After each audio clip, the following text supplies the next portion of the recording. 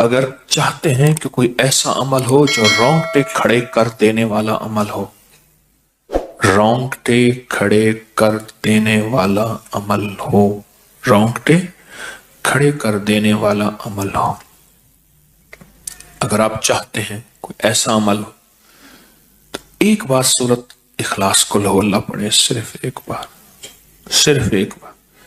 سورت اخلاص پڑھے، صرف ایک بار.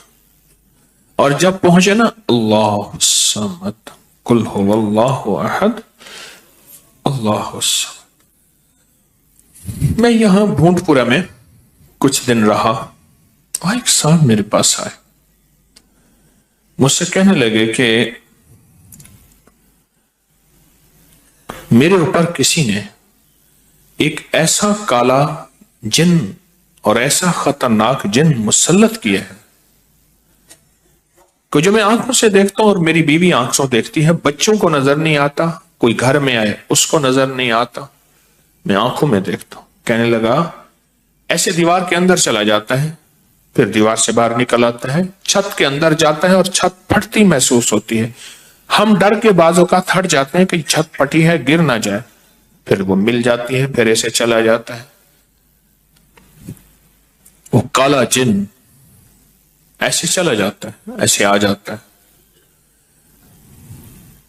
کہا کہ اسے کسی نے ہمارے اوپر مسلط کیا ہے. ان کے کچھ مسائل تھے، کوئی آپس میں مسلط کیے اور کہا کہ وہ جن ایسا ہے ہمیں عبادت نہیں کرنے دیتا، تسبیح نہیں کرنے دیتا، وظیفے نہیں کرنے دیتا، اعمال نہیں کرنے دیتا، ہمارا منہ بند کرتا ہے. مجھے آج بھی اس بندے کے الفاظ یاد ہیں. 2 اس کے ساتھ بوڑھی خواتین تھیں، ایک بہن تھی، ایک بیوی تھی، بیچارہ حالات کا ستایا مارا ہوا، کچھ 60 65 کے 70 کے قریب اس کی عمر تھی. کہنے لگا کہ جب میں قل ہو اللہ پڑھتا ہوں تو اس کی گرفت ڈھیلی پڑ جاتی ہے، اور جب میں پڑھتا ہوں نا اللہ الصمد تو کہا کہ اللہ الصمد پڑھتے ہی وہ ایک دم دور ہو جاتا ہے، ایسے جیسے کسی چیز کو کوئی دھکا دے اور وہ چیز دھکے سے ایک دم دور ہو جائے. اللہ الصمد ایک دم وہ دھکے سے ایک دم کوئی دور ہو جائے. کہا کہ ایسے ہی ہوتا ہے اللہ الصمد. اور کہا کہ بس یہی وظیفہ جو ہے، کہا کہ مجھے مفید ہوا ہے، موافق ہوا ہے یہی وظیفہ. اور کہا کہ بس اب میں صرف یہی وظیفہ پڑھتا ہوں. مجھ سے کہنے لگا آپ مجھے کوئی وظیفہ بھی دیں گے نہیں پڑھنے دیں گے، یہی اگر اجازت دے دیں. تو میں نے کہا اس سے بڑھ کے اسم اعظم کون سا ہے، اس سے بڑھ کے پرتاثیر چیز کون سی ہے؟ میں آپ کو یہی وظیفہ دے دیتا ہوں، آپ اسی وظیفے کو پڑھیں. پھر میں نے اس کو ایک ترکیب بتائی، آپ کو ہی بتاتا ہوں، شاید میں زندگی میں پہلی دفعہ بتا رہا ہوں یا پہلے بتائی ہوگی، جہاں تک میری یادداشت ہے پہلی دفعہ بتا رہا ہوں. یہ نہیں کہ چھپاتا ہوں، دعویٰ تو پھر بھی نہیں کر سکتا، بھول جاتا ہوں پھر یاد آتی ہے بازوں کا. اب وہ چیز آپ کو عرض کر رہا ہوں. میں نے اسے کہا صرف ایک دفعہ سورۃ اخلاص پڑھ، اول آخر 3 دفعہ درود شریف.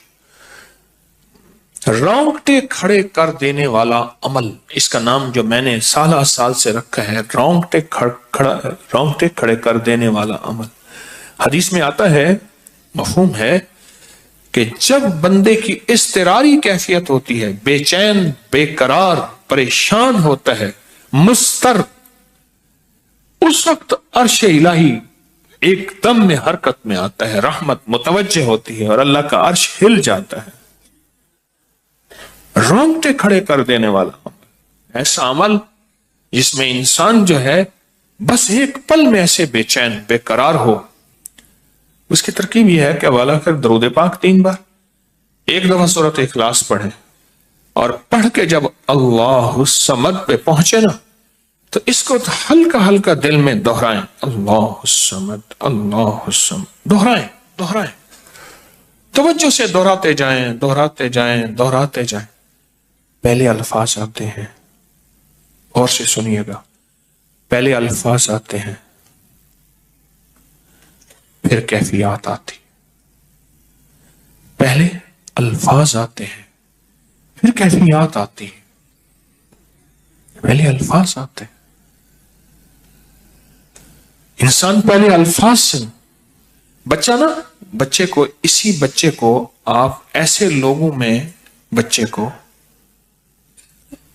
ایسے لوگوں کے ساتھ پلنے کے لیے جو بول نہیں سکتے، بچہ کبھی نہیں بولے گا، ہوں کہاں کرے گا، کرے گا، بول نہیں سکے گا، کیونکہ بچہ الفاظ چنتا ہے پھر وہ الفاظ بولتا ہے، پہلے الفاظ ہوتے ہیں۔ کسی نے پوچھا، حضرت میرا دل ذکر نہیں کرتا، بس زبان سے کرتا ہوں۔ کہا مبارک ہو، اللہ نے جسم کے ایک حصے زبان کو قبول کر لیا ہے، اس کو نہ چھوڑنا، ایک وقت آئے گا دل بھی قبول ہو جائے گا، ایک وقت آئے گا دل بھی قبول ہو جائے گا۔ اس زبان والے ذکر کو نہ چھوڑنا، ایک وقت آئے گا دل بھی قبول ہو جائے گا، اس کو نہ چھوڑنا، اس کو نہ چھوڑنا۔ حقیقت کہہ رہا ہوں، میں نے اس سے کہا کہ ایک ایسا کام کر، تنہائی میں بیٹھ، اور تنہائی میں بیٹھ کے نا، بس صرف تو ہو، اللہ ہو اور بندہ ہو، تنہائی میں بیٹھ، اور تنہائی میں بیٹھ کر، تنہائی میں بیٹھ کر آپ نے ذکر کرنا، تنہائی میں بیٹھ کر آپ نے ذکر کرنا، تنہائی میں بیٹھ کے، اور اللہ الصمد کی ضربیں لگانی ہے دل پہ، دل پہ، دل پہ۔ پڑھنی صرف ایک دفعہ سورۃ اخلاص ہے، اور جب دیکھیں نا رونگٹے کھڑے ہو گئے ہیں اور انگ انگ میں سے آنسو بہنا شروع ہوئے ہیں، آنکھوں سے، آنسوں سے اور دل سے اور کیفیات سے ہر جسم کا حصہ اللہ کی طرف متوجہ ہو گیا ہے، ہر دل کا حصہ، ہر جسم کا حصہ، ہر رگ رگ رگ رگ رگ رگ اللہ کی طرف متوجہ ہو گئی ہے۔ تو پھر اللہ کے ساتھ تعلق بنا اور اپنی مراد، اپنی آس، اپنی امید اللہ کے سامنے پیش کر، اپنی مراد، اپنی آس، اپنی امید اللہ کے سامنے پیش کر، اور اللہ الصمد کو دوہرا دوہرا دوہرا دوہرا دوہرا۔ یہ جو جنگلوں میں کہتے ہیں چلا کیا فلاں بابا جی نے، پہاڑوں کی غاروں میں چلا کیا فلاں بابا جی نے، کنووں کے اندر چلا کیا، ابھی بھی ایسے کنویں موجود ہیں جس کے نیچے اتر کے پانی بھرتے تھے، اس کو ہمارے برے صغیر کی زبان میں باولی کہتے ہیں، اس میں نیچے جا کے پانی بھرتے تھے۔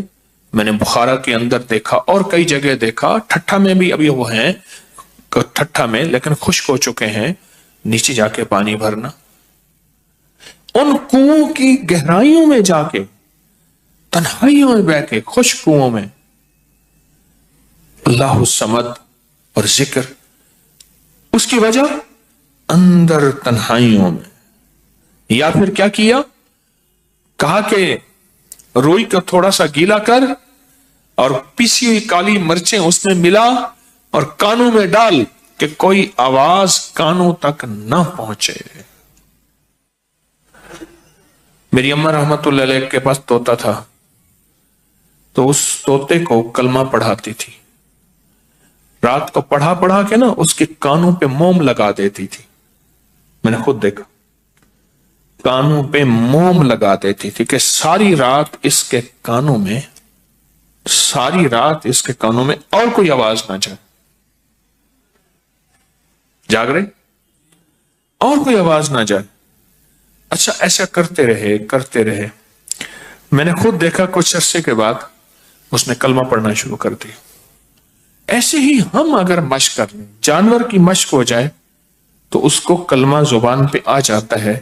اگر ہم کبھی بھی کسی جنگل ویرانے میں، کبھی گھر کی تنہائیوں میں، کبھی کہیں بھی ایک دفعہ سورۃ قل ہو اللہ پڑھیں اور ایک دفعہ سورۃ اخلاص پڑھیں اور ایک دفعہ سورۃ اخلاص پڑھیں، لیکن اللہ الصمد کو بہت زیادہ دوہرائیں۔ اصل میں اللہ میں نقطہ نہیں، صمد میں نقطہ نہیں، یہ حروف صوامت ہیں، یہ بے نقطہ حروف ہیں، اور ان بے نقطہ حروف میں بہت طاقت بھی ہے، بہت تاثیر بھی ہے، بہت کمال بھی ہے۔ اللہم اغفر لی ولوالدی وللمؤمنین والمؤمنات والمسلمین والمسلمات۔ آپ اس وظیفے کو اٹھائیں، اس میں ذرا چنیں کہ بے نقطہ حروف کتنے ہیں۔ آپ کو حیرت ہوگی، اور آپ کو حیرت ہوگی کہ اچھا یہ کیا ہے۔ جو طبیب کامل ہو جاتا ہے نا، یاد رکھیے گا، جو حکیم پختہ کار ہو جاتا ہے، جو ڈاکٹر پختہ ہو جاتا ہے، وہ کسی کا نسخہ دیکھتے ہی نا ایک پل میں دوائیں دیکھتا ہے اور دوائیں پڑھتا ہے، کہتا ہے بس اس میں تھوڑی سی تبدیلی کر دیں باقی ٹھیک ہے، یا کہتے ہیں نہیں تبدیل نہ کریں یہی ٹھیک ہے۔ اسے پتا ہے یہ اس جسم کے مطابق، اس بیماری کے مطابق یہ عین صحت ہے، عین تندرستی ہے۔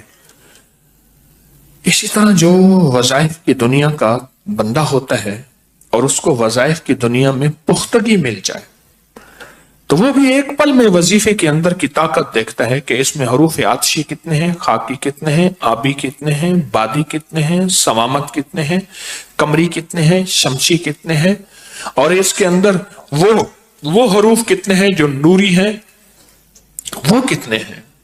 ایک پل کے اندر اسے وظیفے کی طاقت اور تاثیر، اور ایک پل کے اندر اس کے کمالات اس کے اندر کھل جاتے ہیں۔ اندیکھا جہان ہے، لاہوت ملکوت کا جہان ہے۔ ایک صحابی حضرت معاذ بن جبل رحمت اللہ رضی اللہ تعالیٰ عنہ، وہ فرماتے ہیں کہ زندگی محدود ہے، علم لا محدود ہے۔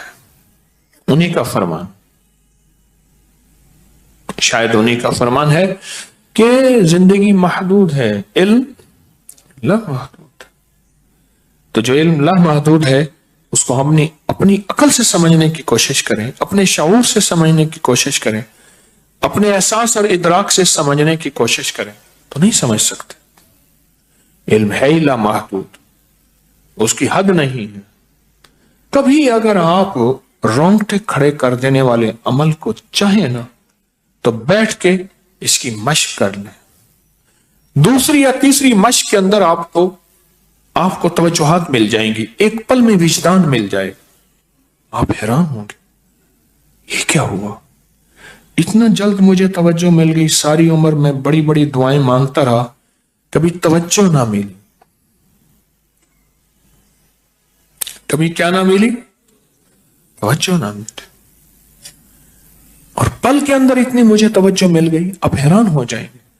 اللہ الصمد، جب اس کو انسان وجدان سے اور پورے درد سے اور پورے غم سے اور پورے درد سے بندہ اس کو دہراتا ہے